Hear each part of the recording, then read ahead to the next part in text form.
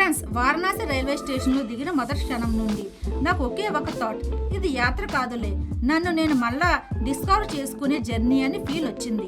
Temple style స్టేషన్లు, అప్పుడే మొదటి ట్రాఫిక్ మొదలయ్యింది.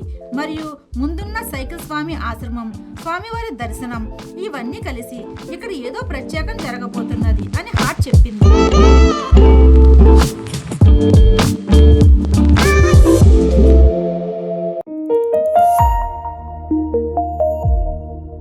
అందరికీ నమస్కారం. Welcome back to Renuka universe. ఈ వారం లాగ్స్ చాలా స్పెషల్, ఎందుకంటే మనం మొదటిసారి కాశీ నగరంలో అడుగు పెట్టాం. స్టేషన్లో దిగిన వెంటనే నా కళ్ళ ముందున్న బిల్డింగ్స్ చూసి ఆశ్చర్యపోయాను. మనం ఊహించింది రెగ్యులర్ స్టేషన్ లుక్ ఏమీ కాదు. నిజంగా కాశీలో అడుగు పెట్టగానే ఒక డివైన్ ఫీలింగ్. స్టేషన్లో మొదట క్లీన్లీనెస్, క్రౌడ్, డిసిప్లిన్ కూడా బాగానే ఉన్నాయి. నేను లగేజ్ తీసుకుని బయటకు వచ్చేసరికి సిటీ వైబ్ మరో లెవెల్లో ఉంది.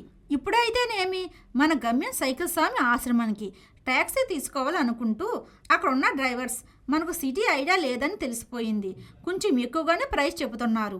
నేను కూడా కొంతసేపు మాట్లాడుతూ ఎక్కడికి వెళ్ళాలి, ఎంత డిస్టెన్స్, ఎంత టైం పడుతుంది అని అడిగి ఒక సెన్సిబుల్ రేట్కి సెటిల్ అయ్యాను. అలా మా జర్నీ ప్రారంభమైంది.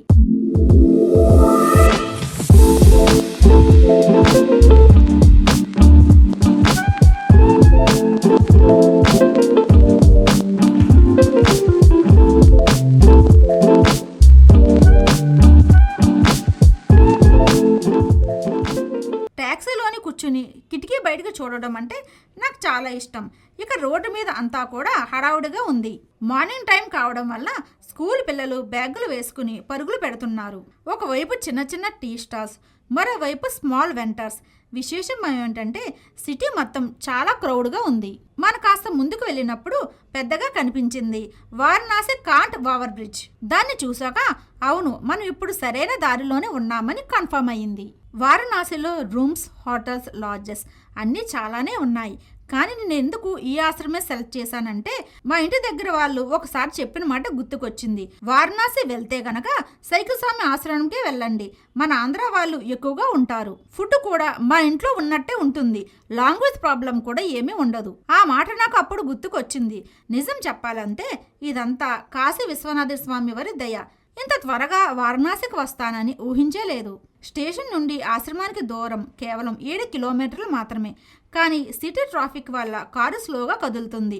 వారణాసి అంటేనే నేరో స్ట్రీట్స్, కానీ ఇక జనమంతా చాలా పాజిటివ్ అట్మాస్ఫియర్లో ఉంటారు. కొంచెం ముందుకు వెళ్ళగానే ఒక చిన్న వీధి వచ్చింది. బోర్డు మీద పెద్దగా రాసి ఉంది ఆంధ్ర ఆశ్రమం స్ట్రీట్ అని. నిజంగా ఆ బోర్డు చూసి నేను హ్యాపీ ఫీల్ అయ్యాను. ఎందుకంటే మన రాష్ట్రం పేరు ఇక్కడ ఒక వీధికి పెట్టారంటేనే ఎంత ప్రత్యేకం. నడుస్తూ వెళ్తుంటే అక్కడ షాప్స్, బోర్డ్స్, నేమ్స్ అన్నీ తెలుగులోనే ఉన్నాయి. అదే మన ఊరి రోడ్స్ మీద నడుస్తున్నట్లు అనిపించింది. అక్కడ ఉన్న ప్రతి ఒక్కరి ముఖంలో ఒక ఆత్మీయత కనిపించింది. ఒక క్షణం ఇది వారణాసియా లేదా మన ఆంధ్రాలో ఏ చిన్న ఊరిలో ఉన్నామా అనిపించింది.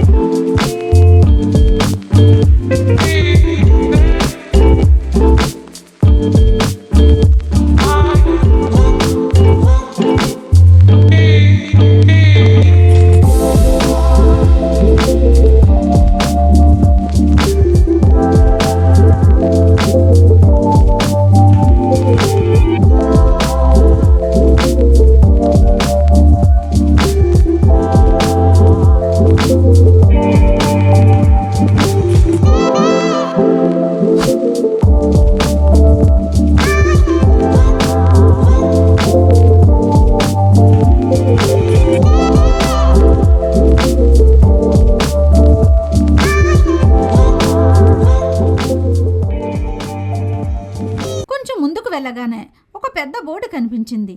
Hema Sairam Annapurna charitable trust cycle Swami ఆశ్రమం అని. బయట నుంచి చూసే వరకు సాధారణంగానే ఉందని అనిపించింది. కానీ లోపల అడుగు పెట్టగానే ఎన్విరాన్మెంట్ పీస్ఫుల్గా, నీట్గా, కామ్గా ఉంది. రూమ్ అలౌట్ అయ్యాక లోపలికి చూశాను. ఫెసిలిటీస్ అన్నీ పక్కా. బెడ్, బాత్రూమ్, చిన్న స్మాల్ టీవీ కూడా ఉంది. బెడ్ కూడా చాలా నీట్గా ఉంది. సీలింగ్ ఫ్యాన్ కూడా బాగానే పనిచేస్తుంది. పక్క హోటల్లోనే ఉంది కానీ హోమ్లీ టచ్ ఎక్కువ. లంచ్కి వెళ్ళాక కనిపించింది ఏమిటంటే అక్కడ వంట చేసేవారందరూ కూడా ఆంధ్రా వాళ్ళే. వంటగది నుండి వస్తున్న వాసన మా ఇంటి రుచులు గుర్తుకు చేసింది. మనకిచ్చిన భోజనం అన్నం మృదువుగా, పప్పు బాగా ఉడికినట్లుగా, కూర రుచి అచ్చు అమ్మమ్మ చేతిలా, పెరుగు కూడా చల్లగా భోజనం తయారు చేశారు. అది హోటల్లో తిన్నట్టు అనిపించలేదు. మన ఇంట్లోనే కూర్చుని తిన్నట్లు అనిపించింది. డైనింగ్ హాల్ మొత్తం చాలా నీట్ అండ్ క్లీన్గా ఉంది. అక్కడే కూర్చుని కొంతసేపు హాయిగా ఎంజాయ్ చేశాను. తర్వాత ఆశ్రమం ఫౌండర్ గారి అమ్మాయితో మాట్లాడే అవకాశం వచ్చింది.